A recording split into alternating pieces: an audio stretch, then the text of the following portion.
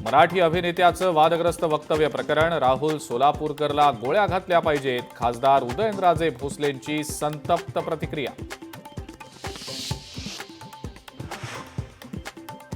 संतोष देशमुखांच्या हत्येची घटना खपवून घेतली जाणार नाही, सर्व दोषींवर कारवाई करणार, मुख्यमंत्र्यांचं देशमुख कुटुंबियांना आश्वासन.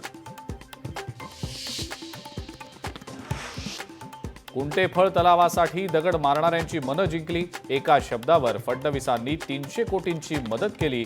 बीडमधल्या कार्यक्रमात आमदार सुरेश धस यांच्याकडून मुख्यमंत्री फडणवीस यांचं कौतुक. पंढरपूरमध्ये दर्शन रांगेत घुसखोरी करणाऱ्यांवर कारवाई होणार, घुसखोरी करणाऱ्या भाविकांवर थेट गुन्हा दाखल होणार. विठुरायाच्या चरणस्पर्श दर्शन रांगेसाठी समितीचा निर्णय.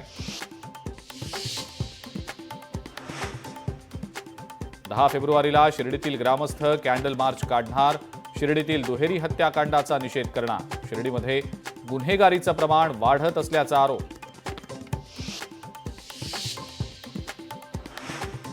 चंद्रभागेच्या पाण्यामध्ये अळ्या आणि किडे झाल्याचा धक्कादायक प्रकार, घाण पाण्यातच भाविकांना स्नान करण्याची वेळ. आणि नागपूरमध्ये क्रिकेट सामन्याची तिकीटं ब्लॅकमध्ये विकणाऱ्या दोघांना अटक, विदर्भ क्रिकेट असोसिएशन मैदानाजवळच्या पोलीस पथकाची कारवाई.